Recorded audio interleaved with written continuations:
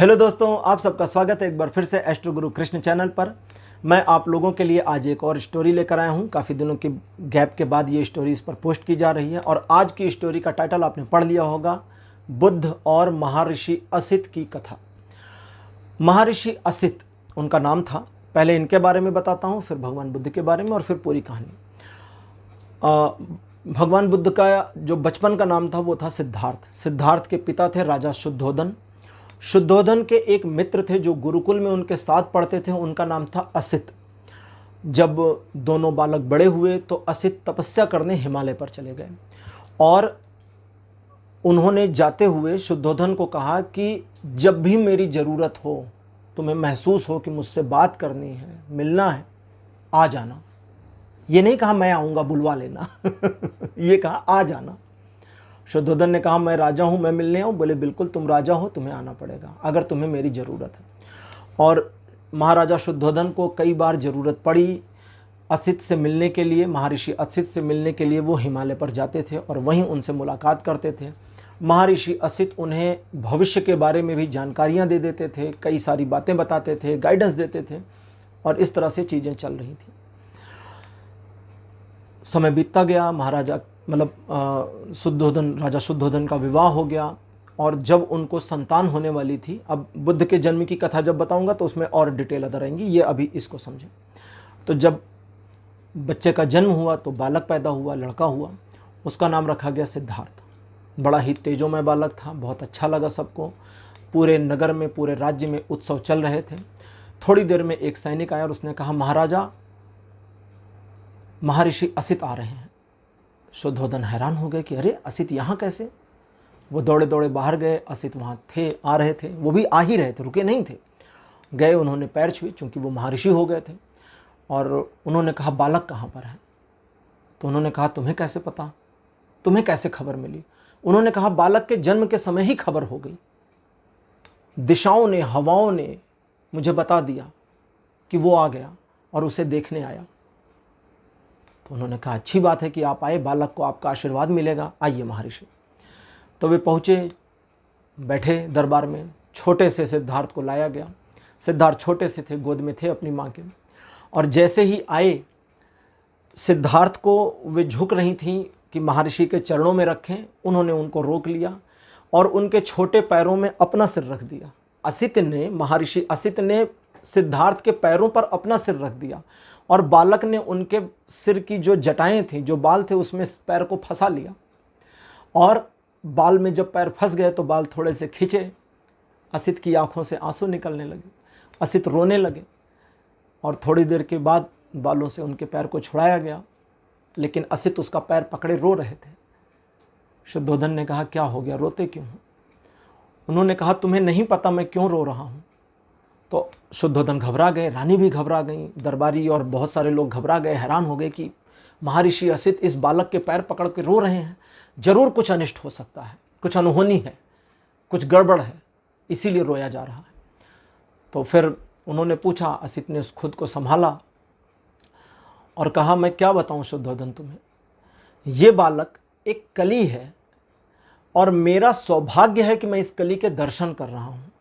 मेरा सौभाग्य है कि मैं इसके चरणों में सिर रखने के योग्य हूँ और रख पा रहा हूँ। ये खुशी का विषय है। तुम्हारा बालक महाप्रतापी बनेगा, जगत विख्यात होगा। तो उन्होंने कहा ये तो अच्छी बात है, फिर रो क्यों रहे हो?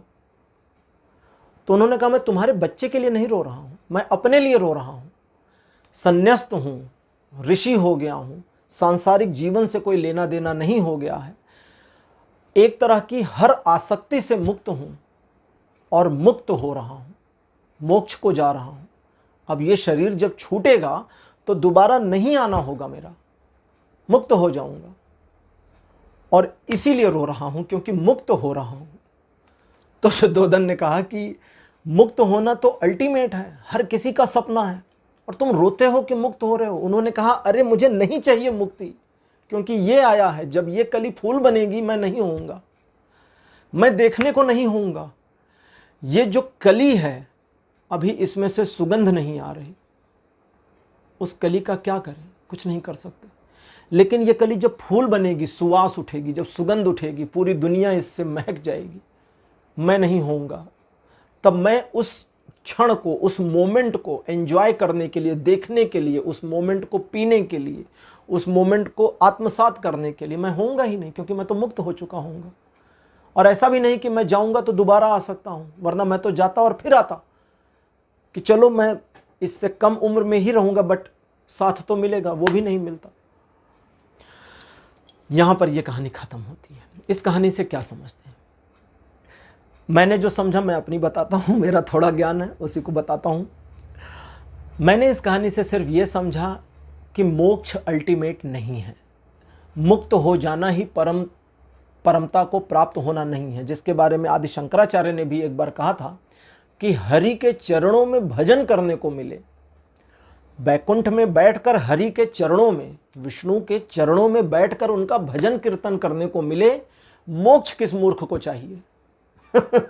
सोचिएगा कभी इस चीज पर कि मुक्त कौन होना चाहता है। जो लोग शिव को मानते हैं वो सोचिए, आपको शरीर छोड़ने के बाद आपकी आत्मा को मौका दे दिया जाए कि चलिए आप शिव के गण बन जाइए, शामिल हो जाइए उस कीर्तन मंडली में जो शिव का गुणगान करते हैं, नृत्य करते हैं, शिव के लिए गाते हैं, उनके सानिध्य में रहते हैं।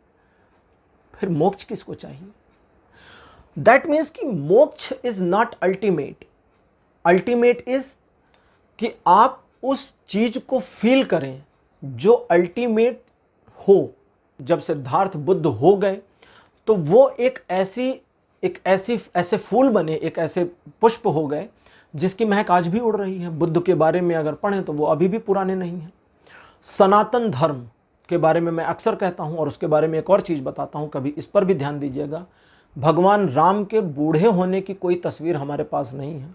भगवान कृष्ण के बारे में भी आया है कि 80 वर्ष की आयु के आसपास में उन्होंने गीता का ज्ञान दिया था। कई लोग निकालते हैं एज, मैंने तो नहीं निकाला फिलहाल, मैंने भी पढ़ा है कहीं पर। उनके भी बूढ़े होने की कोई तस्वीर नहीं। भगवान बुद्ध खुद 80 ईयर्स पार करके ही गए, महानिर्वाण को, महापरिनिर्वाण को प्राप्त हुए थे।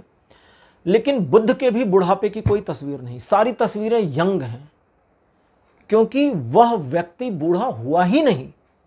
शरीर भले बूढ़ा हुआ हो, वह व्यक्ति हमेशा युवा था। उसका जो युवा, उसकी जो जवानी यानी कि यंगनेस थी, वो यंगनेस कभी खत्म ही नहीं हुई। ओल्डनेस तो आने को ही नहीं पाई है। शरीर भले ही ओल्ड हो गया हो, शरीर भले ही बूढ़ा हो गया, शरीर भले ही नष्ट हो गया, बट वो चेतना कभी बूढ़ी नहीं हुई, वो चेतना कभी नष्ट नहीं हुई।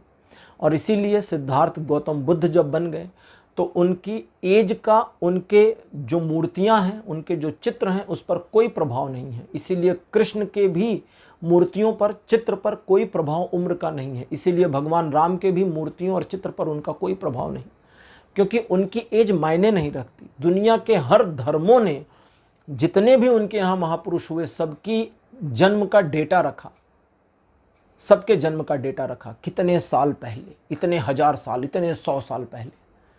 लेकिन सनातन धर्म में इस तरह का डेटा अवेलेबल नहीं है जो आपको टाइमलाइन बताता हो। राम त्रेता युग में आए थे, कृष्ण द्वापर युग में आए थे। कुछ लोग सोचते हैं, इसके बारे में मजेदार चीज बताऊं, कुछ लोग सोचते हैं कि सतयुग के बाद त्रेता, त्रेता के बाद द्वापर, द्वापर के बाद कलयुग। तो भगवान राम आए, फिर कृष्ण आए, और अब हम कलयुग में हैं। ऐसा नहीं है।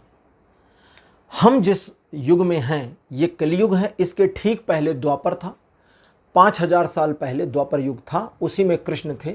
हम 28वें कलयुग में हैं।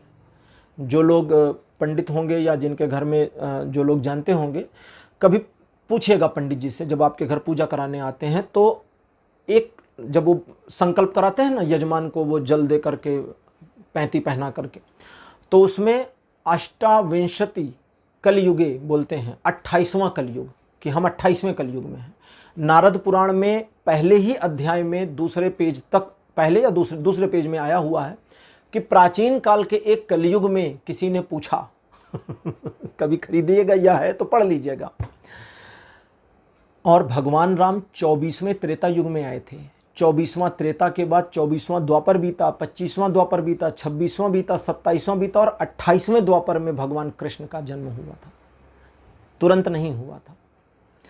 तो बड़ा एक लंबा समय अंतराल है, और हमारे पास इसीलिए टाइमलाइन नहीं, क्योंकि ये लोग बूढ़े नहीं हुए, इन लोगों के रेलेवेंस खत्म हुई ही नहीं है ना, इसलिए उस टाइमलाइन की जरूरत नहीं है। राम उतने ही रेलिवेंट हैं अभी भी जितने उस समय थे, कृष्ण उतने ही रेलिवेंस हैं अभी भी जितने उस समय थे। तो उम्मीद है आपको कहानी भी अच्छी लगी होगी और उसके बाद मैंने जो थोड़ा बहुत मेरे को ज्ञान था आपको बताया वो भी पसंद आया होगा।